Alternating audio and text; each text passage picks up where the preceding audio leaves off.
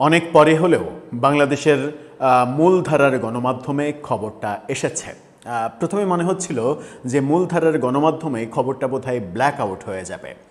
গত রাতে এই ঘটনা যখন সামাজিক যোগাযোগ মাধ্যম সয়লাব করে দিল, তখন মূলধারার গণমাধ্যমে কোনো ধরনের খবর নেই। গুগলে সার্চ দিলে গুগল বলে বাংলাদেশের কোনো গণমাধ্যমে এই জাতীয় কোনো খবর প্রকাশিত হয়নি।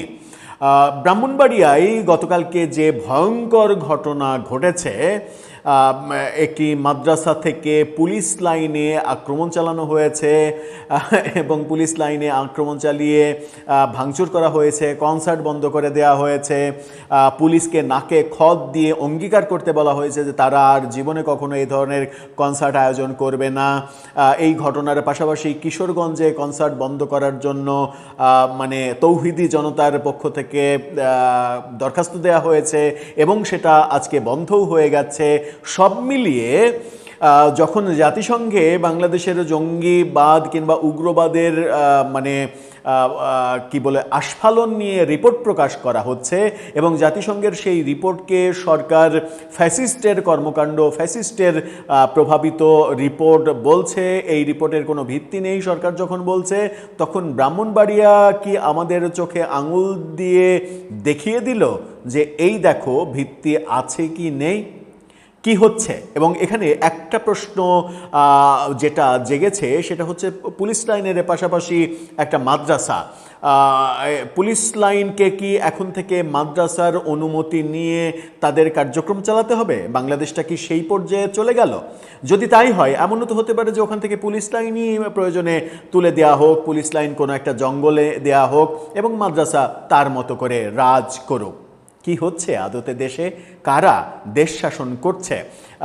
বর্তমান বিএনপি সরকারের হাতে কি আদতেও দেশ শাসনের ক্ষমতা আছে, নাকি অন্য কেউ এটা কেড়ে নিতে চাইছে? চলুন একটু ব্রাহ্মণবাড়িয়া এবং কিশোরগঞ্জ থেকে ঘুরে আসি। গত রাত থেকে শুরু করে আজকে সারা দিন কি হলো, থাকবেন পলিটিক্স টিভির নিয়মিত আয়োজনে।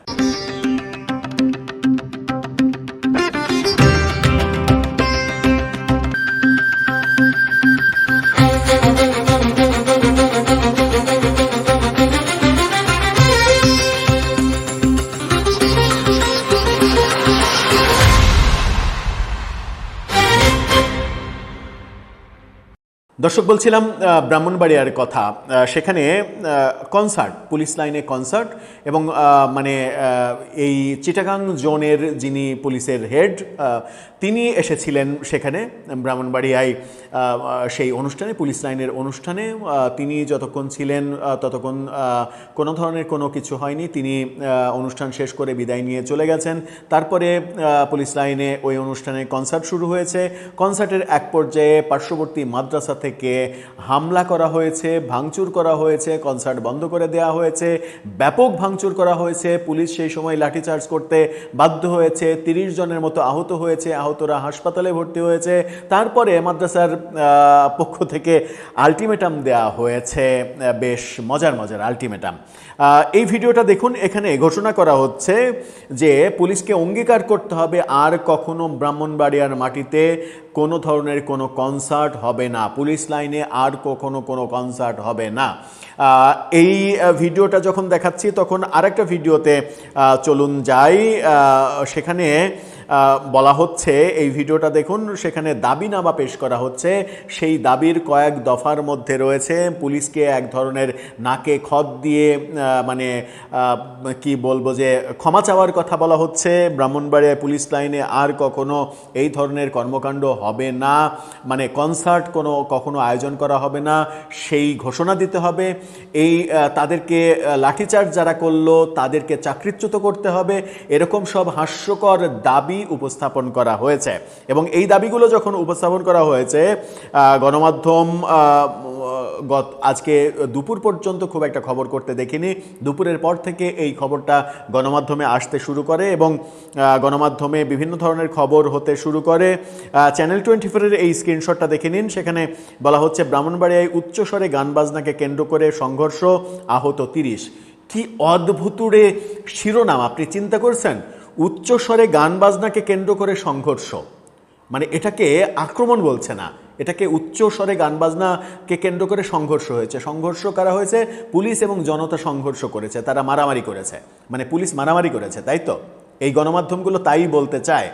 এই গণমাধ্যমগুলো এখন যে ন্যারেটিভ তৈরি করতে চায়, সেই ন্যারেটিভ বাংলাদেশকে কোথায় নিয়ে যাবে সেটাও তো প্রশ্ন।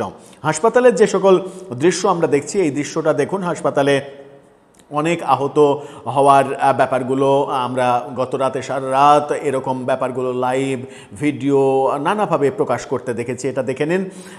এই ঘটনাগুলো যখন ঘটছে তখন একটু কি ভাঙচুরের দৃশ্যটা দেখবেন নাকি?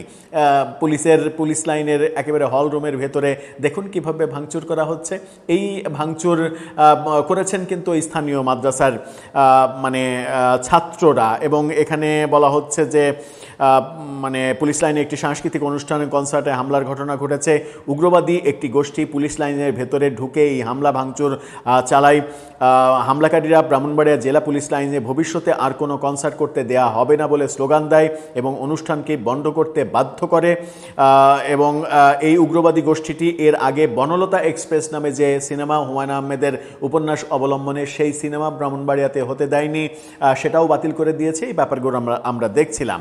এবং এই ব্যাপারগুলো যখন এটা ঘটছে তখন আমরা দেখছি যে আল জাজিরার অনুসন্ধানী সাংবাদিক জুলকারনায়ন শাহের, তিনি এই ঘটনাগুলো নিয়ে একটা ফেসবুক পোস্ট করেছেন। তার পোস্টটা দেখে নিন। তিনি বলছেন, জাতিসংঘের সাম্প্রতিক প্রতিবেদনটি যেহেতু সরকারের দাবি অনুযায়ী ভিত্তিহীন, তাই ব্রাহ্মণবাড়িয়ায় মাসব্যাপী রক ফেস্টিভ্যাল আয়োজনের উদ্যোগ নেওয়া উচিত। দেশের বিভিন্ন প্রান্ত থেকে প্রতিভাবান metal, rock, hip hop, alternative rock, heavy metal ইত্যাদি ঘরানার ব্যান্ড গ্রুপদের সেই ফেস্টিভ্যালে সরকারি সহায়তায় থাকা খাওয়ার খরচ বহনের বিষয়টিও বিবেচনায় নেওয়া যেতে পারে। অর্থাৎ তিনি বলছেন যে যেহেতু সরকার জাতিসংঘের রিপোর্টটাকে মানে তুড়ি মেরে উড়িয়ে দিয়েছে যে কোনো ধরনের উগ্রবাদীর জায়গা বাংলাদেশে নেই, সেহেতু ব্রাহ্মণবাড়িয়ায় একটা রক ফেস্টিভ্যাল হয়ে যাক না, একটা রক ফেস্ট হোক, এবং সেই রক ফেস্ট কেমনভাবে হয় সেটা আমরা দেখে আমরা আন্তর্জাতিক পর্যায়ে একটা বার্তা দিতে পারবো। আবার জুলকারনায়ন সাহেব যখন রক ফেস্টের কথা বলছেন, তখন চলুন একটু কিশোরগঞ্জে যায়। কিশোরগঞ্জে মাওলানা আহমদুল্লাহ, সভাপতি ইমাম উলামা পরিষদ, কিশোরগঞ্জ সদর উপজেলা, এই ব্যক্তি, তিনি আহমদুল্লাহ, আমি জানি না এই আহমদুল্লাহ সেই মানে জনপ্রিয় ওয়াজি আহমদুল্লাহ কিনা আমি জানি না, তারা একটা জেলা প্রশাসক বরাবর মানে একটা চিঠি দিয়েছে। সেই চিঠিটা দেখে নিন। সেখানে তারা বলছে যে শরীয়ত বিরোধী গান বাজনা ও কনসার্ট বন্ধ প্রসঙ্গে। এখন গান বাজনার মধ্যে কোনটা শরীয়তের অনুকূলে, কোনটা শরীয়ত বিরোধী, এই স্পেসিফিকেশনের দায়িত্ব তাহলে সরকারকে দিয়ে দিতে হবে এই মাদ্রাসার ছাত্রদের হাতে কিংবা মাদ্রাসার শিক্ষকদের হাতে। তারা বলছে যে বাদ সালাম জানানো যাচ্ছে যে আগামী 19 আগস্ট অর্থাৎ আজকে রোজ বুধবার কিশোরগঞ্জ পুরাতন স্টেডিয়ামে শরীয়ত বিরোধী গান বাজনার অনুষ্ঠান হতে যাচ্ছে।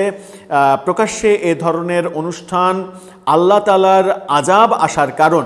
বিগত সরকারের আমলেও কিশোরগঞ্জের জমিনে তৌহিদি জনতা ও উলামায়ে কেরামের ভূমিকায় এবং প্রশাসনের সহযোগিতায় এরকম অনুষ্ঠান হতে পারেনি।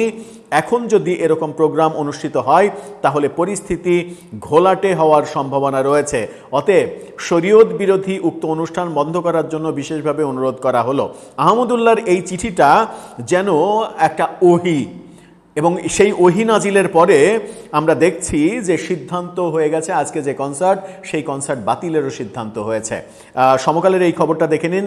বলছে ইমাম উলামা পরিষদের আপত্তি, কিশোরগঞ্জে কনসার্ট বন্ধ করলো প্রশাসন। দারুণ ব্যাপার না? আমার মনে হয় যে আসলেই দারুণ ব্যাপার। এবং মানে ব্রাহ্মণবাড়িয়ার পরে কিশোরগঞ্জ, পরপর 2 দিন মাত্র 12 ঘন্টার ব্যবধানে এই ঘটনাগুলো যখন ঘটছে, তখন সরকারের আমার মনে হয় যে এরকম সিদ্ধান্ত নেওয়ার সময় এসেছে কিনা সেই প্রশ্ন জাগবে যে সরকারের ভেতরে আদৌ মানে সংস্কৃতি মন্ত্রণালয় থাকা উচিত কিনা। সংস্কৃতি মন্ত্রণালয়ে আমার মনে হয় যে আর থাকার প্রয়োজন নেই। সংস্কৃতি মন্ত্রণালয়টা বাদ দিয়ে দেয়া হোক, বাদ দিয়ে ধর্ম মন্ত্রণালয়ের পাশাপাশি আরেকটা নতুন মন্ত্রণালয় তৈরি করা হোক, সেটা হচ্ছে তৌহিদি জনতা মন্ত্রণালয়। তৌহিদি জনতা মন্ত্রণালয় তৈরি করে সেই মন্ত্রণালয় তাদের পারপাস সার্ভ করুক এবং বাংলাদেশ সরকার আনুষ্ঠানিকভাবে ঘোষণা করে দিক যেহেতু ব্রাহ্মণবাড়িয়ায় মানে পুলিশ লাইনে ঘটনা ঘটেছে, পুলিশ লাইনে সাধারণ জনগণ মাদ্রাসার ছাত্রদেরকে উস্কানি দিয়ে হামলা করানো হচ্ছে, আবার পুলিশ যখন লাঠিচার্জ করছে তখন বলা হচ্ছে যে যারা লাঠিচার্জ করেছে তাদের চাকরিচ্যুত করতে হবে। এই দেশে বাস করে কোনো সাধারণ মানুষের স্পর্ধা হয় কি করে পুলিশ লাইনে আক্রমণ করার? পুলিশ লাইনকে এতটাই সস্তা জায়গা, মানে পুলিশ লাইনে আক্রমণ করলো যারা, তাদের ব্যাপারে আশ্চর্যজনকভাবে হলেও সত্য যে 24 ঘন্টা মানে প্রায়ই তো হতে চললো 24 ঘন্টাতে এখন পর্যন্ত সরকারের তাদের বিরুদ্ধে মানে ব্যাপারে কোনো সে নেই, এই ব্যাপারে কোনো সে নেই। তাহলে কি সরকার এরকম সিদ্ধান্ত নেবে যে ওখানে মানে মাদ্রাসার জায়গায় পুলিশ লাইন থাকবে না, পুলিশ লাইন তুলে দেবে, মাদ্রাসা থাকবে, পুলিশ লাইন কোনো একটা জঙ্গলে চলে যাবে? যদি সাধারণ মানুষকে পুলিশ লাইনে আক্রমণের এই অধিকার দিয়ে দেয়া হয় তাহলে এর পরের ঘটনাবলী সম্পর্কে কি আমরা অনুমান করতে পারি? আমার মনে হয় যে যদি এটা মেনে নেওয়া হয়, সরকার যদি এই ব্যাপারে যথাযথ সিদ্ধান্ত না নেয় এবং আইনি প্রক্রিয়াতে না যায় এবং এই যে চিঠি যে শরীয়ত বিরোধী গান বাজনা বন্ধ করতে হবে, এটাকে যদি সরকার, যেটা আজকে মেনে নিয়েছে এবং কনসার্ট বন্ধ হয়েছে, যদি এটা প্রশাসন সিদ্ধান্ত নেয় তাহলে সরকারকে সিদ্ধান্ত নিতে হবে, সরকারকে ঘোষণা করতে হবে যে গান বাজনা হারাম। সরকারকে ঘোষণা করতে হবে আজকে থেকে বাংলাদেশে আর কেউ গান বাজনা, নাটক, সিনেমা, কবিতা আবৃত্তি কোনো কিছু করতে পারবে না, সমস্ত কালচারাল অ্যাক্টিভিটিস বন্ধ। সরকারকে সিদ্ধান্ত নিতে হবে বাংলাদেশের সমস্ত শিল্পকলা একাডেমি, শিশু একাডেমি বন্ধ। সরকারকে সিদ্ধান্ত নিতে হবে নিতাই রায় চৌধুরী আর মন্ত্রী থাকবেন না, কারণ তার মন্ত্রণালয় আর থাকবে না। সেই সিদ্ধান্ত কি সরকার নেবে? যদি সেই সিদ্ধান্ত না নেয় তাহলে সরকারের অধীনস্থ একজন কর্মকর্তা ডিসি কিভাবে কিশোরগঞ্জে সিদ্ধান্ত নেয় এই কনসার্ট বন্ধ করার? কিংবা এখন পর্যন্ত ব্রাহ্মণবাড়িয়ায় যে ঘটনাটা ঘটলো সেই ব্যাপারে সরকারের কোনো বক্তব্য নেই কেন?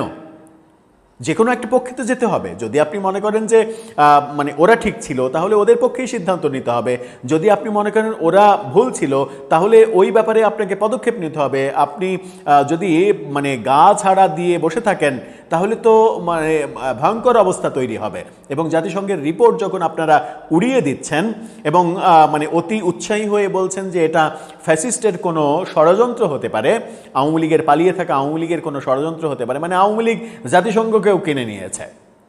মানে বাংলাদেশে এতগুলো ঘটনা গত কয়েকদিনের মধ্যে ঘটছে একের পর এক, সেই সময়ে জাতিসংঘের রিপোর্টে বরং সরকারের চুপ থাকা উচিত, চুপ থেকে এই ব্যাপারগুলো তাদের মতো করে ব্যবস্থা নেওয়ার কর্তব্য যখন, তখন আমরা দেখছি যে হাস্যকরভাবে উড়িয়ে দেওয়া হচ্ছে।